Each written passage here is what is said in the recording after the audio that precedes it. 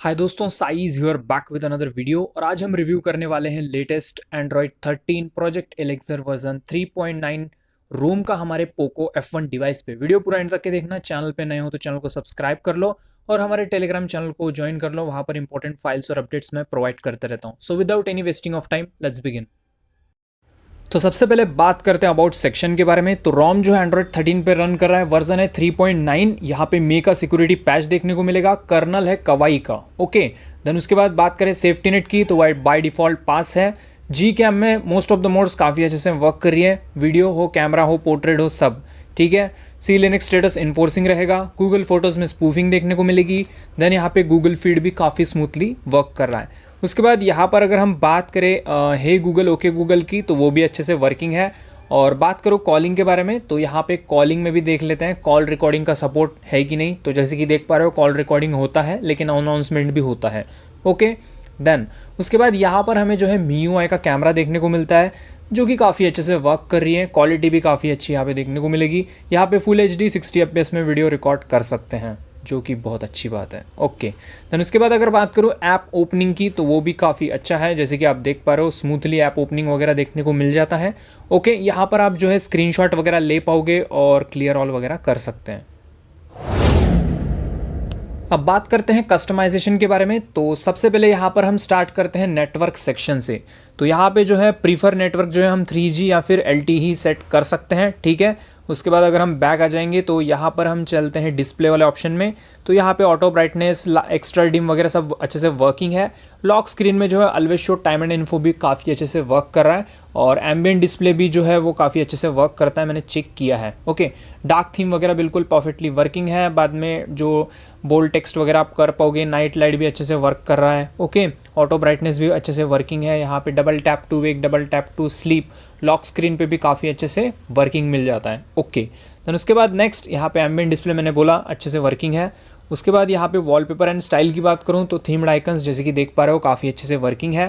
Then उसके बाद back चलते हैं और अगेन आते हैं सेटिंग्स में। तो यहाँ पे हम चलते हैं साउंड एंड वाइब्रेशन में। तो यहाँ पे एडेप्टिव साउंड का ऑप्शन मिल जाता है, ये वाला ऑप्शन मिल रहा है यहाँ पे। और पर ऐप वॉल्यूम कंट्रोल है, मी साउंड इन्हांसर है और क्लियर स्पीकर भी मिल जाएगा।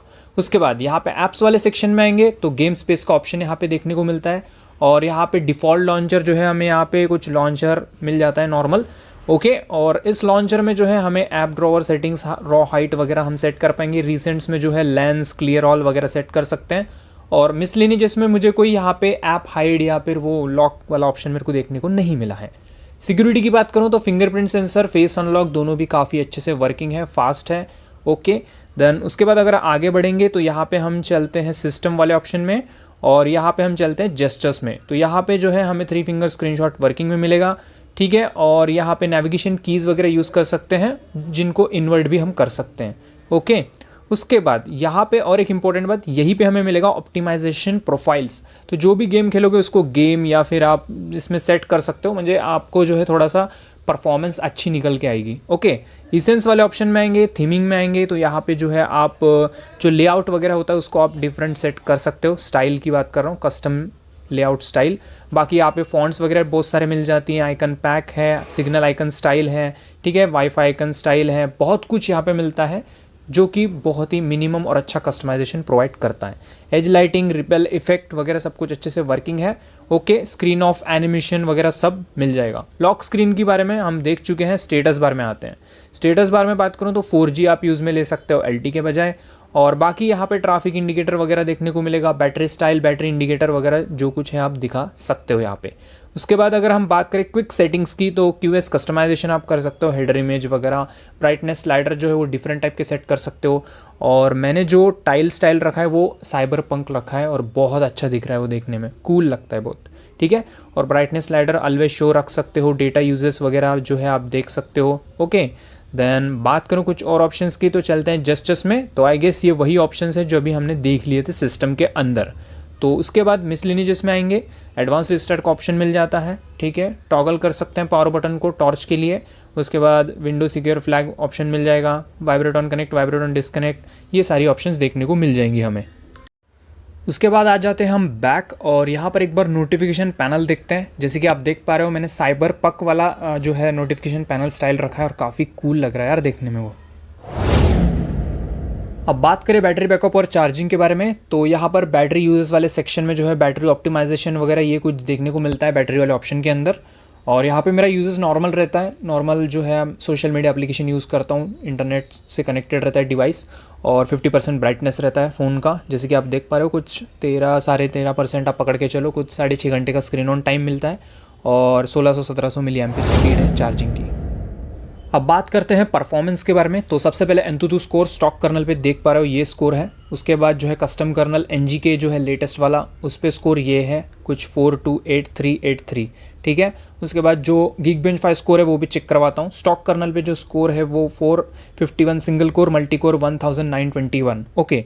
उसके बाद जो custom kernel NGK single core 505 multi core 2266, काफ़ी अच्छा स्कोर है। उसके बाद अगर हम बात करें CPU थ्रॉटलिंग 73% है, स्टॉक कर्नल, कस्टम कर्नल 92%। अब बात करते हैं गेमिंग के बारे में, तो जो गेमिंग परफॉर्मेंस है वो स्टॉक कर्नल पे काफ़ी बेकार सी लग रही है मुझे, मतलब ख़त्म। यहाँ पे आपको परफॉर्मेंस देखने को मिलेगी, बहुत लैग मैंने फेस किया है, और हीटिंग भी हो जा रहा है थोड़ा सा। इवन इतना ठंडा मौसम है, यहाँ पर बारिश वगैरह गिर रही है मेरे एरिया में, तो भी यहाँ पे ना हीट हो रहा है डिवाइस, और उसकी वजह से लैग कर रहा है डिवाइस बहुत, और मुझे बिल्कुल अच्छा नहीं लगा। स्टॉक कर्नल पे गेमिंग बहुत बेकार और भद्दा लग रहा है।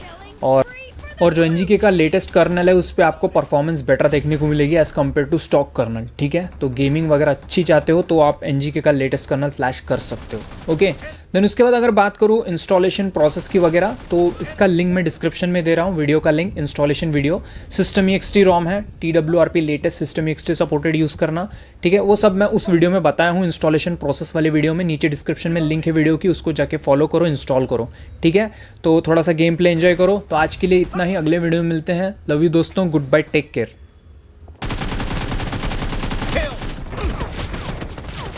Reloading!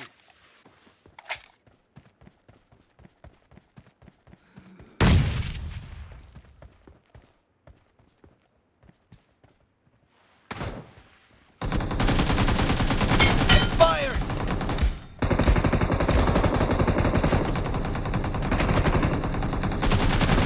Killing spree for the blue team! The blue team is in the lead.